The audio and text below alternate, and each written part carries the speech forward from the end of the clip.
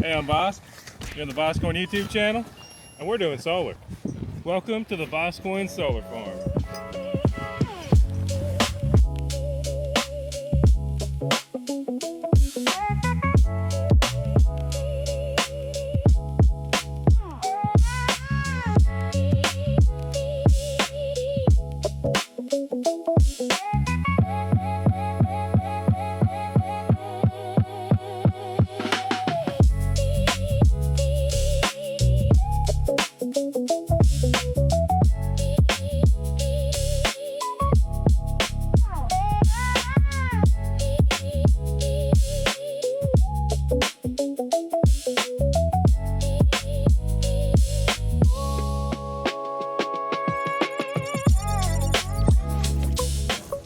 Hey. Oh, hi. What are you doing July 21st, 23rd? I thought you'd say that. Heading down to Mining Disrupt. They're back in Miami, Florida, baby. It's the biggest Bitcoin crypto mining conference in the world. Use our link to not only buy a ticket, but to get a discount.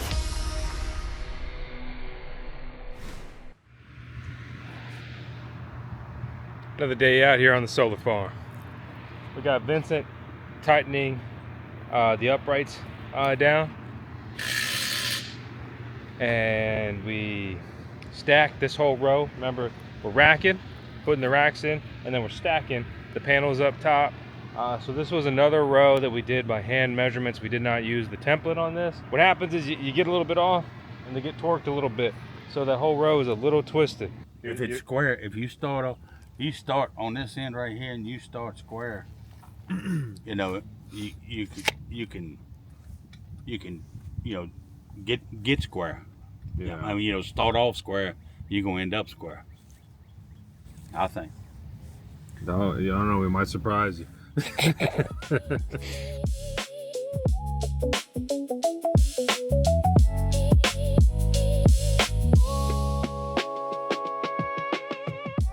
the end of the day, it's gonna make just as much power, more or less. Pretty much same thing happened with that row, and same thing happened with that row. So we had racked all of those the same day, and kind of thought we were good to go, but as we got further along, it became more apparent. We also changed the way that we were racking them. Right, we started aligning the bottoms.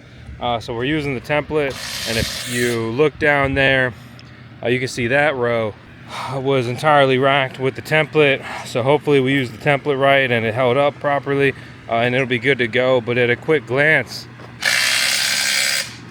as far as doing work like this at scale in the field, I'd say it looks perfect. I mean, you look top to bottom, not really much torque. There he is, Vinny, the legend. Kabam! But these are looking good, they're not torqued. And this wasn't an issue unique to the concrete or anything. This is probably our worst row, where we tried a different method going fast, and it kind of didn't work out, and you could see a lot of torque and twisting here in the frames. Should be fine enough, but we got that leveled so it's all the same height, top and bottom, more or less, other than accounting for the sideways piece. We're going to re-rack these eventually, bring them down, get them back more center racked. It's going to be better stability long term, and the higher that gets, the bigger shadow it's going to cast, which can be a problem here. We should have plenty of buffer in between, but anyway, we just want to get it all done right, nice and tidy there at the end.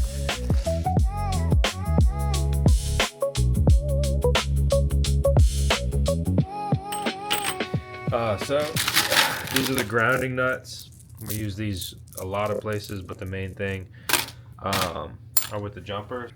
So these are called the IR F2s, and these are what ground, bond, connect, rack, stack. This is everything with the Integra rack system. So they have the little posts. You put 4 of these on, 2 top, 2 bottom. You run it through the post holes, or set it down as on the bottom ones. You tighten it, and that's it. Every single box you open, it's crazy when they add up. these 13mm wrenches. We have like 900 of these, it feels like. Ratcheting, right? That means that this spins. This is a ratchet mechanism. It would be, these are fine, and like you get so many of them, you're just gonna want to use them. I wish maybe they have a little more teeth. More teeth means you could kind of get more action, but it's definitely good enough. Maybe I'm just being picky on that. A lot of the other parts, like those little bolts that hold the rod, the connecting rods, we moved away from those because we don't need those on the concrete anymore.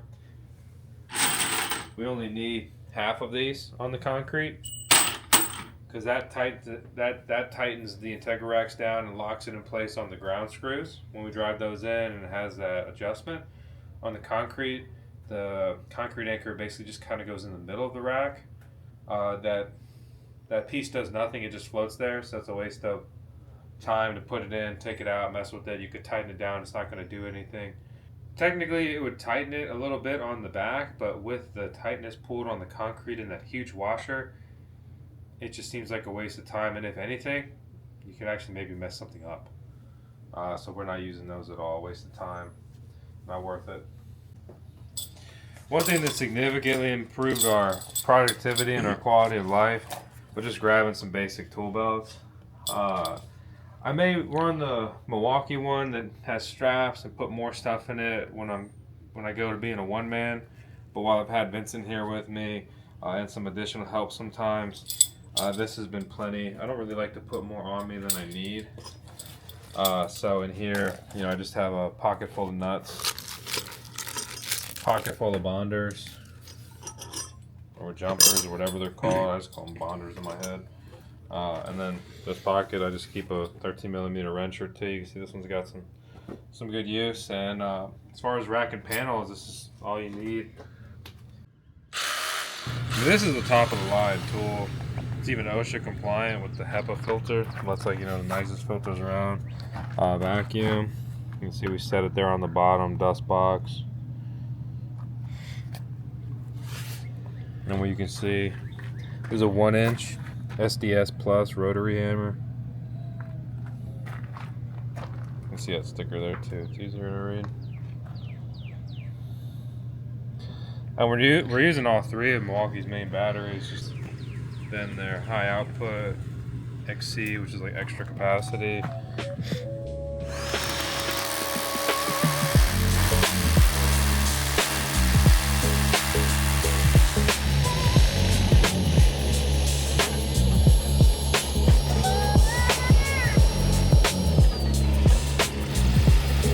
So head down doing as much as you possibly can, and if the panels start out close enough to you, and about an 8 to 5, 9 to 5 day, and you take a quick lunch, you should hopefully be able to stack 2 rows of 24 panels. We did a lot of other stuff here and there, so we're gonna end up basically stacking a row and a half. Right, so not 48, but 36. Or no, we moved from 24 to 26 rows. So 39.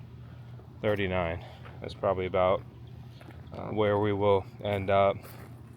It's burning up money, raising these pads up with gravel, and now I got a bunch of rock everywhere we're gonna have to come and clean up and deal with. It's gonna waste time.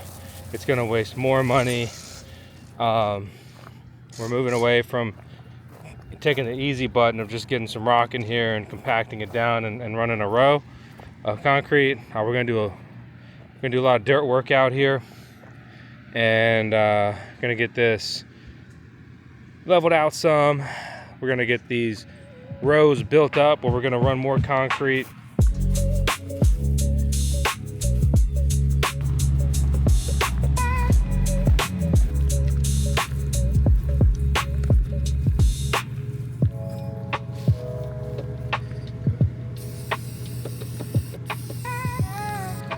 So with this thing, you can measure the distance, and Vosk marks them. It's not exact, but then we know a little bit, like where are all the concrete pads going, how much will there fit on this field, where the containers going, and also where does Turtle Island go. More on that later.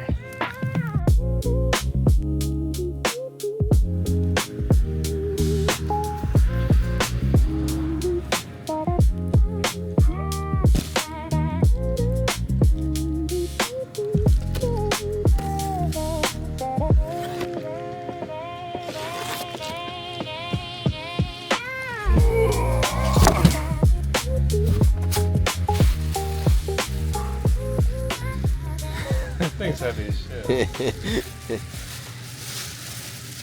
In all seriousness, the first step of doing solar is hitting the gym. It's a lot of work. And some of this shit's really heavy. And just hard to wield by yourself. From panels to string inverters, my God. It may be more expensive to rack these on concrete, but they look better. They should very much well perform better, and should be easier to maintain. And honestly, it takes a lot of parts out of the equation. Don't waste money on those connecting rods in between, which you absolutely need with those black racks. This rack in particular is a little smaller, so it's a little cheaper. But above all, it's like, I don't have a lot of labor out here, and I don't really want to have a lot of labor out here. Got me, trade me out for Alexa sometimes, and then we got the team, right? We got Vinny out here right now, Vincent. We're looking to bring some of the other guys out here to get involved as well. But at the end of the day, I'm trying to do as much of this as I can myself as possible. One, obviously to keep costs down. Two, I want to do it. Be proud of it. 3, I need to know how everything works top to bottom, so I'll easily be able to maintain it. I'm not going to be like, hey man, my solar panel is not working. I'm going to figure it out real quick and get that taken care of. And you know, forget plan B, this is plan S. So the solar will single-handedly save the VoskCoin Bitcoin mining farm operation. And I'm here for it, man. So it's been intense. It's been a lot of long days. This is the biggest project I've ever done in my life. I almost kind of turned around and just said, let's go. If this wasn't done at this stage of my life, it would be really overwhelming. It would be really stressful. But I believe that I can do thing. It may take me a while. I may have to redo some shit. Whatever.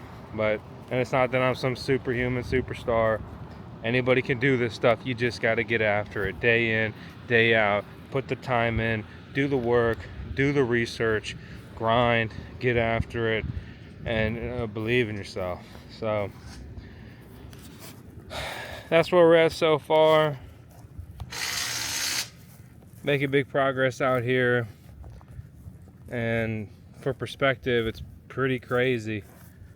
All those concrete rows you see, they basically run 5 full-size Bitcoin miners, 100% offset. You know, enough energy produced throughout the year during the day, obviously when the sun is up, is then able to run them day and night, right? Grid tie, pull it back out of the grid.